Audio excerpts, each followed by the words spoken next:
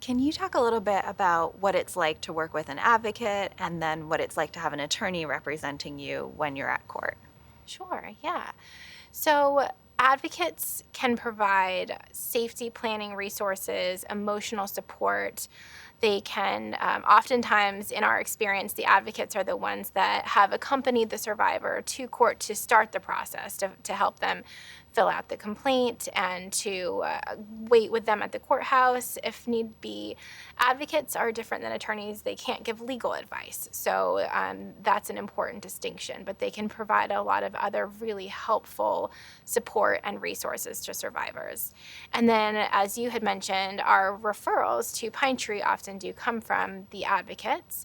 And so the advocates, if they are supporting the survivor, can often accompany them to court. And if they meet them at the courthouse, they may have a plan for where they're going to meet and check in and just kind of make sure that they're feeling safe and comfortable as best they can throughout that process, and can even go into the courtroom with them. I think you might have mentioned this, but the advocate can't speak on the survivor's behalf in court, so they can't conduct a hearing in the same way that an attorney would be able to, but they may be able to, a survivor may be able to ask that their advocate sit next to them during the hearing, or at least be present in the courtroom.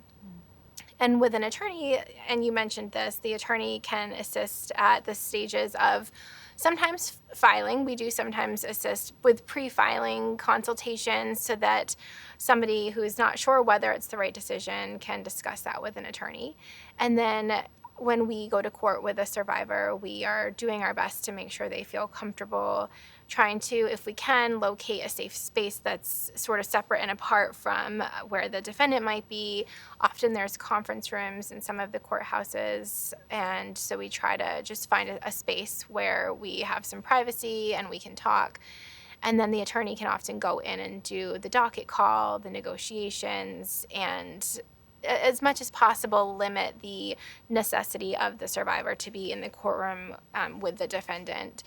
Like you said, if there's a hearing, then they would need to be in the same courtroom at that time. But the attorney can help by asking the questions for direct examination, asking the questions of any witnesses the survivor may have, and then also cross-examining the defendant and any witnesses that they might have as well.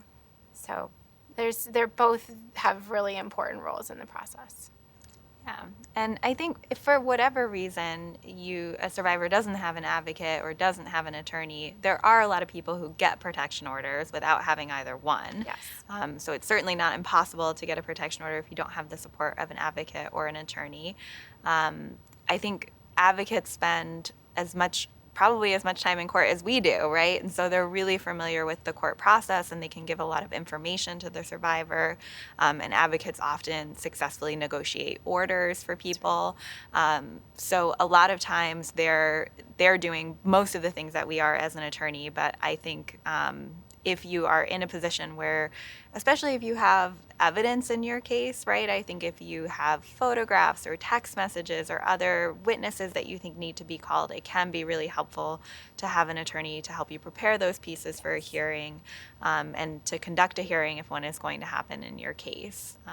So reaching out to one of the hotlines or to your local agency, your local sexual assault agency, and getting connected to an advocate is a great first step because, as we talked about, advocates are extremely familiar with the process. And so having the advocate with you at each step of the way, they can often go with you for the first step to help you file for the court paperwork and get that temporary order, and then be with you at the final hearing date and do a lot of things on your behalf in terms of negotiating and giving you information about the process. And I think probably most people's best case scenario, they could refer you to an attorney so that you have full legal representation on that final hearing date. So there is a lot of support available. I think we've given a lot of information, and there is also a couple of sources of information. So I think if you're somebody who reading more about the process and educating yourself makes you feel less anxious about it. There's a lot of information on the Pine Tree Legal website. We have videos and we have information.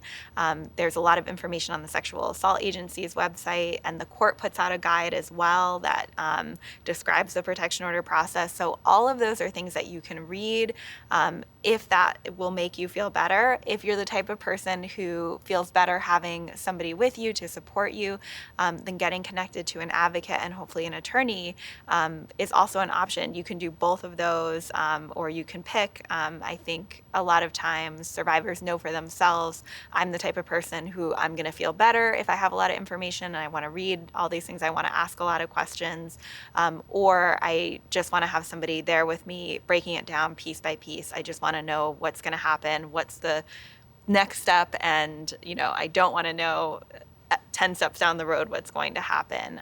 So just knowing for yourself which kind of category you fall in, and either getting all that information so that you can be aware of the whole process, or working with an advocate to help break it down and make it a step-by-step process as much as possible.